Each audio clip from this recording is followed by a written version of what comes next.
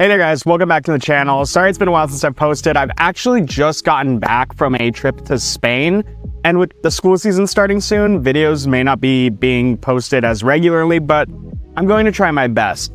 But the reason behind this video, which I think I'm going to title Why Does Fantasy Always Return to Chosen Ones, is because on my flight back from Spain, I was reading The Witcher again. I'm trying to reread the series. It's been a while. I'm trying to reread the series. Maybe I'll post reviews as I get into it for the books I haven't yet reviewed on this channel. But it's because I saw like a drop that like next month a new Witcher book is going to come out, and it's like the prequel to all of the series. Like it's a young Geralt story.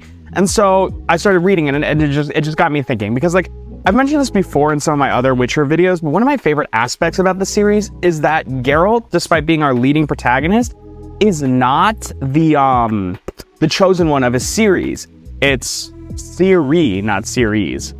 It's Ciri, who is actually literally called the Child of Destiny over and over and over again. And this kind of got me thinking, what is it about chosen ones in general that make them so prominent in literature? Like, genuinely, for as long as humans have been telling stories, the chosen one has existed. Like, from ancient myths to modern religions to stories that we know, like nowadays, like The Witcher or Harry Potter or Percy Jackson or Star Wars. The trope seems to be, everywhere. And even when authors try to subvert it, like in stories like A Song of Ice and Fire or The Poppy Wars, which I've been reading recently as well, it always somehow seems to stick around. And so today I wanted to explore why stories can't seem to like 100% break away or choosing the chosen one, and kind of what that says about us as readers and viewers and consumers of storytelling. But like always in these kind of discussion videos, I want you guys to leave your thoughts in the comment section below, because really I'm just going to be out here like yapping my ideas, and I would want to know, like, do you agree, disagree? What are your thoughts? So please do not hesitate to comment below. And if you enjoyed this video, if you could like and subscribe to help the channel grow, that would also mean a ton, as I've been stagnating a little bit, haven't been posting as much, but still would love to get some more traction on the channel. But let's get into it.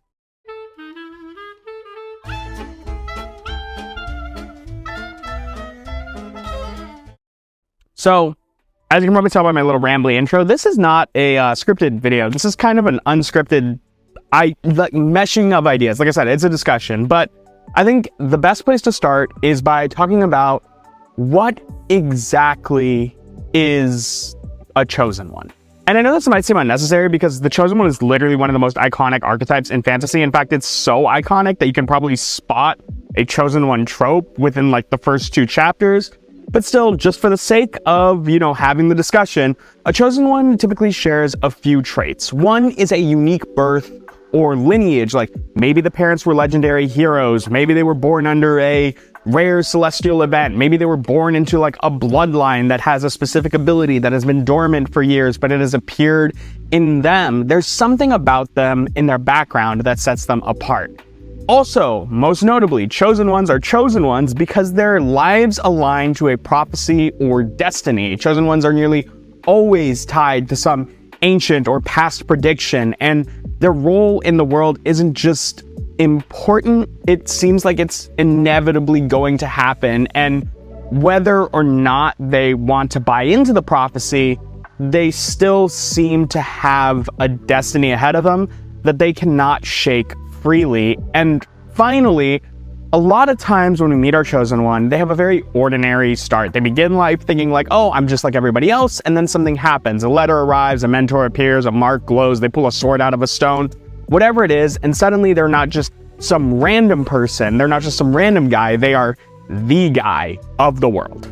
And obviously there's notable examples: Naruto, Sasuke, Harry, Frodo, Anakin Skywalker. All of these people have some sort of destiny tied to them that marks them for greatness. And yes, it's the foundation of so many of the stories that we probably grew up watching or reading, but why do we keep coming back to them? And I think that, ironically, despite the fact that like the chosen one by definition is one person, and therefore once that one person is chosen, it can't be anybody else, it's a type of fantasy trope, it's a type of fantasy story that taps into you, yes, like me, you, the viewer, the person sitting in class or stuck in a dead-end job. It's this idea that perhaps there's a chance that you are secretly meant for something greater, that one day you'll get a letter from Hogwarts, or a centaur will show up telling you you are a child of the gods, or one day you're gonna walk into some place and you're gonna be told by some oracle-like creature, oh, you're the person I've been waiting for. It's a sense of wish fulfillment. It's like the ultimate daydream of getting to be seen, being needed, being chosen. It's something that just latches on to the personal desire to feel important, and getting to read that through proxy, I think does something to our brain that causes us to enjoy it so much, and watching the journey unfold, even though we know based off what the prophecy is once we learn it, how things are kind of gonna play out. It's also not just like personal fantasy. We have been ingrained, I think everybody in the world, honestly, no matter your faith, creed, nationality, whatever it is, you have been ingrained with this idea of a chosen one in your life. It's not just like this personal connection, but it's like a universal one that can apply to everyone. Like the chosen one by no means is a modern invention. It's literally part, I would say, like almost of like our cultural DNA, like stories that almost every person knows. The story of Moses leading his chosen people from Egypt, or King Arthur pulling the sword from the stone. And just because I already, opened the doorway to religion, Jesus being born, like the prophesiation of like Jesus being born and his destiny to sacrifice himself for the sake of the world. Regardless of how you feel about these faiths, they have become something that is just more than just stories. They're like foundational culture defining myths. They define leadership, purpose, and sacrifice and goodness, and all of these things that come from these stories are all related to the idea of the chosen one. And this structure, I think this chosen one ideology, archetype, structure, was crystallized through Joseph Campbell's hero's journey, which became this blueprint of almost all stories we know. I'm talking about stories from like The Lion King to Star Wars to even you can go back before like Campbell coined it. Like, dude, most of Shakespeare's plays follow some sort of like hero's journey archetype, even though they don't end well. It's just an ever-present foundation of how stories have been written for a very long time in a very successful like point A to point B type telling, like the reluctant hero, the mentor, the call to adventure, death and rebirth, and the triumphant return. All of these things make up the skeleton of so many of our favorite stories, that it's almost become second nature to write chosen ones. Hell, even the story I'm writing, despite it not necessarily being like a specific chosen one person or like some great destiny unfolding, Sarah is still chosen by her mentor because she sees greatness in her. And it's just one of those things where it's like, I think instinctively we write in chosen one fantasy, and it's hard to break. And the reason I think the most that it's hard to break, outside of it just being like, culturally infused in the way we tell stories, is because it's an efficient framework for storytelling. As soon as a prophecy is spoken or a hero is marked, it instantly sets the stakes to be high, and the world is watching. It's the quickest way of adding gravity to a situation is having the person be the one person in the world that can solve this cataclysmic problem that makes you want to root for them. But just because the trope is effective does not mean that it's perfect. In fact, all tropes can be said about, but like specifically with chosen ones, which is when this trope is handled poorly, it can do so much harm rather than good. Primarily, I think about lack of agency. When a character is bound by prophecy, it sometimes feels like none of the choices in the story matter. For example, Harry's sacrifice in Deathly Hallows, I guess, spoiler alert, if you haven't read Harry Potter yet, I don't know how you've done that, but if you haven't, sorry about that. But so Harry makes this choice to go and sacrifice himself. In fact, his whole life, he is tied to Voldemort. He's constantly making decisions to go he's constantly being put in positions where he has to fight Voldemort. And though Harry doesn't necessarily put a ton of credence into the prophecy, because Voldemort does, their lives are intertwined, he has to go and fight, right? But it makes me wonder, what would Harry do if Neville had been the chosen one, right? So Neville's the chosen one. Does Harry still do all of the stuff that he did because that's his character? Or do we not know? Like, what would he have done if he had full agency? We never get to really explore that. Anakin is like another person, right? If he had not been put through all this turmoil with the Jedi Council, with this fear that he could be this figure of prophecy, would his path have turned out any differently? Or was he bound to make those decisions no matter what? It really creates this sense of, we as human beings like agency, and we like this idea that our choices are our own and we get to make our lives the way we want to. And the chosen one, despite it being a very efficient story structure, takes that away and then sometimes can diminish a story's value. Because it becomes hard to root for someone's growth when faith is, it's hard to root for someone's growth when fate is just pulling the strings behind the scenes from them. I think like Naruto is a perfect example of this, right? Where it's like, Naruto starts off as this very hardworking kid. He's this underdog. He's constantly fighting for approval, and you root for him because you're like, yes, kid, you are one of my favorite characters. I am rooting for you. You keep pulling yourself up by your bootstraps. And then we learn he is the reincarnation of the god of the universe's child. And it's just like, well, how much of this was hard work versus how much of this was just what you were always destined to be? You know, sometimes it gets messy, and also sometimes the chosen one is just too special, and it leads to this weird like overpowering of protagonists. This is like, dude, this I could call Sasuke syndrome. Like, his eyes can do whatever. He just has all of these abilities. He's constantly getting like lucky, or his bloodline is carrying him out of situation after situation. You know, these people, they have rare blood. They unlock some ancient magic that no one else has. They survive everything because the plot armor is in their corner. And at some point, the story stops being a struggle for them and becomes this highlight reel. And we stop asking, how will they survive this? And start wondering, like, why is anybody else even here? Like, if you didn't feel that way during the war arc when everything's happening in Naruto, I don't know what to say, dude. During the war arc, when it was revealed that like Naruto and Sasuke are the only people that can stop this situation, and Tenten, I'm glad you're here to just applaud them, but I have no idea what the rest of you guys are doing here. Like, even Sakura, who was supposed to be one of the main three, is kind of just there for like moral support. And yeah, Kishimoto gives her moments and stuff, but like, we all know what's going on here. In the end, it's about these two characters. And yes, you know, like, it's important for the story, but you know, that's one of the drawbacks of chosen one prophecy child stories. I don't know. This is kind of weird. I've never done a rambling like video like this, but I hope what I'm saying is making sense. I guess I'll check during the edits, but you know, gotta post.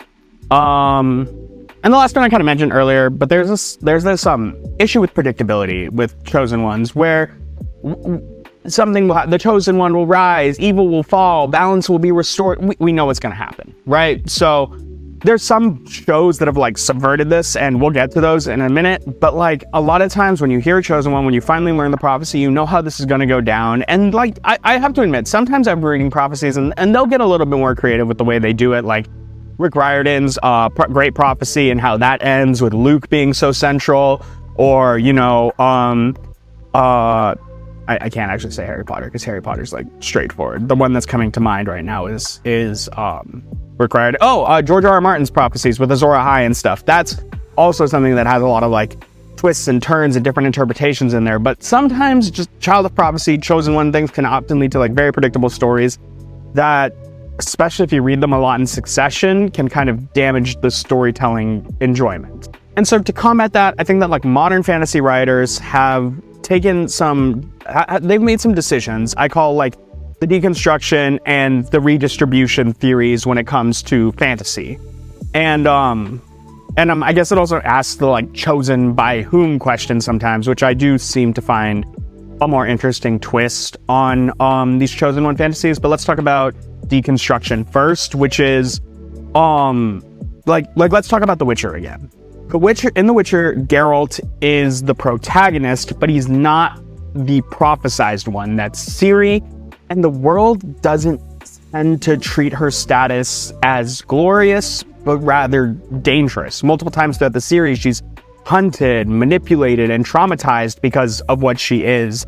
And it creates this shift in positioning where it's like, instead of wanting to be the chosen one, being chosen in her situation doesn't protect her, it isolates and endangers her. And the Poppy Wars, which I haven't finished reading yet, but Rin earns her power through a lot of pain. And she's not handed like a prophecy, she claws her way to the center of the story. And the cost of earning that power is devastating. And even in a series like Percy Jackson, where there is a clearly defined prophecy that is central to the story, Rick also introduces characters like Nico D'Angelo, who could have potentially been a child of prophecy, but his arc instead explores what it means to be left out of a story while everyone else is living in it. It's quiet, it's heartbreaking. In some ways, I'm kind of scared to say it because of Game of Thrones trauma, it subverts this idea of like the chosen one aspect. He's a powerful character on the margins of destiny, but that destiny is not for him. And I think that's a really unique way of writing. Additionally, some authors have gone in the redistribution of destiny way, and I think Avatar: The Last Airbender is a perfect example of this, where like Aang is technically the Avatar, right? He is the chosen one by the narrative, but in order for the story to work, it actually divests a little bit from Aang and instead invests in the team, the gang, in order to succeed. Because not only does Aang get run, but Katara, Sokka, Toph, Zuko, each of them play vital roles in restoring balance to the world through the story. Yeah, Aang has to do the final fight, but he would not have gotten to that final fight had the rest of the gang not done what they needed to do. It's not just one hero doing all the heavy lifting, it's a group effort with personal stakes for everybody. In this way, everyone is the chosen one. And though I did end up dropping the series because I got tired, man. But like the Wheel of Time has a similar kind of like central prophecy where Rand is important, but it is the group around Rand. It's the parents, it's the Matt, it's all of these people that have to carry some level of emotional and narrative weight in order to bring that series to the heights that I have heard it gets to. And maybe I'll give it another try, but it honestly just exhausted me at the time, so I'm giving it a little break. Maybe I'll go back to it, but I'll tell you what, getting out of that first book, getting out of Eye of the World, and then reading The Great Hunt, where it's just so much whining, it was a little tough to me. But even in stories like Game of Thrones, A Song of Ice and Fire, I need to get back into saying that. I've like read the series. I know that it's A Song of Ice and Fire. I don't know why I keep saying Game of Thrones, but even in A Song of Ice and Fire, right? We're constantly like playing with this idea of the chosen one, where it's like the chosen one's important, but like Martin uses that as like a bait and switch in order to get you to be thinking something is going to happen, and then like playing on that expectation. I mean, we all know about the horrible play, which was Arya and the Night King in season 8. We know about that. I'm letting that go. Because to me, it didn't happen, all right? Season 6 is where it ended. We don't know what happened. But that doesn't mean that every time a chosen one trope is subverted, it's bad. I think, for example, Rob and Rob's story and how the story sets him up so much to be like, I'm the main character of the show. I am gonna lead us to the promised land. And for his story to end the way it did is one of the most impactful moments of any series. The Red Wedding hits like a truck no matter how many times you get to it. And I think it's because it plays with the trope of the chosen one. But the other thing I wanted to talk about was the modification of the chosen one, which is chosen by whom? You know, older stories typically rely heavily on divine will and prophecies from gods and fates etched in stone. But modern stories have begun asking different questions, such as, what if you were chosen by a broken system? What if your role wasn't so much magical, but political? What if the thing that makes you special is a bad thing? You know, like the Poppy Wars, Hunger Games, all of these stories really play on this idea that being the chosen one doesn't necessarily equate to being a good thing, because sometimes it's not by grace they're chosen, but by the traumas they're forced to face. But despite all the time I spent like breaking down the chosen one dynamics and how authors have been trying to breathe life into it and, you know, in some ways tearing it apart, you know, we've talked about how the chosen one trope can limit agency, flatten characters, turn rich stories into formulas, and yet for some reason we keep coming back to it, because despite all the subversion, the critiques, the evolutions, the chosen one is still everywhere in fantasy novels, superhero movies, anime, games, and even when the trope is deconstructed, it's still being used. So why does it work? Because at its core, the chosen one answers a question most of us carry quietly, which is this idea of why me?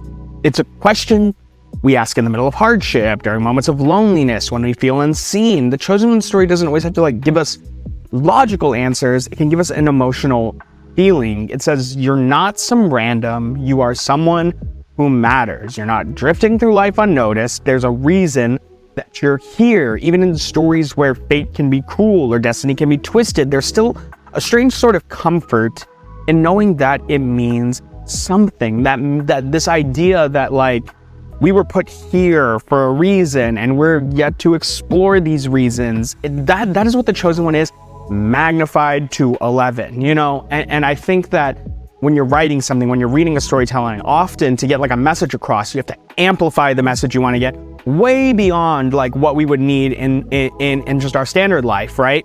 So it's like, if you want to get a message across through a story, the actual idea might be here, and the way it's written is up here to make it land and actually click with you guys, like click with us as readers, right? So I think that's part of it. There's this search for meaning that we have, and Chosen One Destiny stories are all about following a character as he or she goes to explore what the meaning of their life was. It also externalizes internal conflict. Like, another reason the trope works so well is because of that. Instead of like a metaphorical who am I, we get the literal one. Harry is the chosen one because he is marked by Voldemort's curse. Percy's bloodline determines his status in the world, and the choices that he makes are monumental for where the world goes from here. Anakin's fear of loss, a real, genuine fear, is what becomes the very thing that sets all we know about Star Wars, basically, like at least in terms of like the movies, into motion, right? Without Anakin's fear, there's no story. These stories take like these abstract inner conflicts, this feeling of fear, identity, self-worth, and it blows it up on this epic scale. And a Chosen One story lets us explore those things viscerally through prophecy, war, and sacrifice. It's not just a character arc, it's us getting to read a crisis of identity.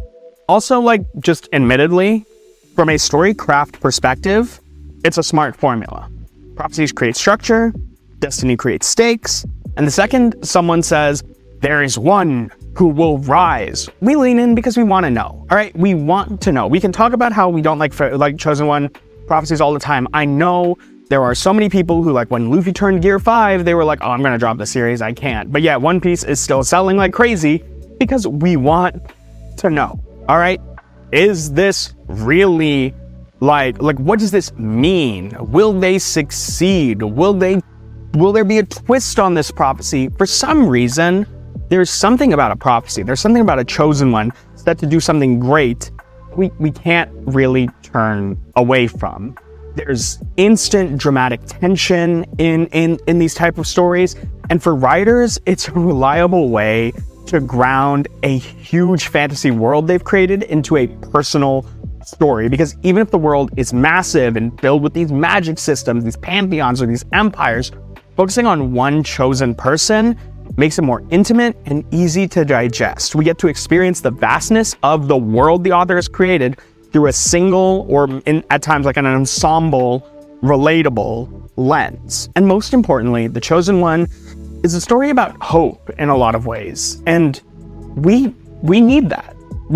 I think, it's gonna get a little deep, but I think that we as a people have grown more cynical. Our stories have grown darker, messier and more complex, but there is still something deeply human in the idea that one person can make a difference. One person can make our world even slightly better, even if they didn't ask for it, even if they are scared, even if they are broken, even if they are traumatized. That one person has the ability to make a positive impact on the world, should they choose to. And maybe that in its nature is why we keep writing Chosen Ones. Not because we believe in fate, not because we believe that there is no way to shake our destiny, but because we believe in hope. The kind that can survive despair, the kind that can the kind that can provide stability, the kind that can fight fear. We believe in that. We need that. We crave that as people. And I think for that reason, authors have always written the chosen one trope. And that's why, even though we might see plays on it, even though we might see some versions of it, even though we might see deconstructions of it, I don't think we'll ever get to a time period of writing where it truly fades away. So obviously, the chosen one trope isn't dead. I don't think it's going anywhere. In some ways, it might grow up, it might develop more as more and more authors have grown in the craft. It's certainly, I think, in some ways become more self-aware and more honest about what it means to be like chosen by some kind of fate. But at the end of the day, you know, it's a story structure we cling to. It reminds us that stories can begin anywhere, you know. But I think obviously it's safe to say that the chosen one trope isn't dead, and I don't think that it's going anywhere. It may grow up in some ways. It may become more developed, more self-aware, more honest in its writing. But at the end of the day, I think that it will never lose its importance. The chosen one trope doesn't like endure all of time because we as people still believe that one day one person is going to rise up and save the entire world from all its problems. But because deep down inside us, I think we hope that someone can. I mean, I think about, you know, the recent Superman movie that came out and why people are so in love with it, or for the most part, people are so in love with it. It's because of the hope that was established in that movie. And, you know, like, maybe the reason that chosen ones are so near and dear to our hearts in so many of our favorite stories is because, you know, like maybe deep down, we're not waiting to be chosen, but we're waiting to realize the potential that we have to change the world. That was a very deep outro. I don't know. Rambling session over, guys. Thank you all so much for watching. This is actually recorded as a 30-minute video. Never rambled this much to a camera before without a script. So hopefully this video wasn't a train wreck. If you enjoyed these kind of like unscripted or like slightly scripted, if you saw my eyes like darting over, it's because I had like this notebook, like these notes, this running trend of notes that I wanted to talk about. But hopefully that's not too evident in the editing. If it is, I'm not going to redo this 32-minute video. But if you enjoyed it, if you like the style, please let me know in the comments below. And of course, give this video a like. And if you want to see more of this and more of me on this channel, also go ahead and subscribe, as that would help a lot. I am also back on Twitter. I'm streaming on Twitch. So if you want to do that, I've been streaming this like really hard version of Pokemon Sword on there. I'm at like the 7th gym as we talk. I'm getting nervous, but you know, hey, we're going to see it through. I stream every Saturday is I think what I'm going to set my schedule to be. But thank you all again so much for watching. If you enjoyed, you know, please keep watching my other videos. And until next time, peace.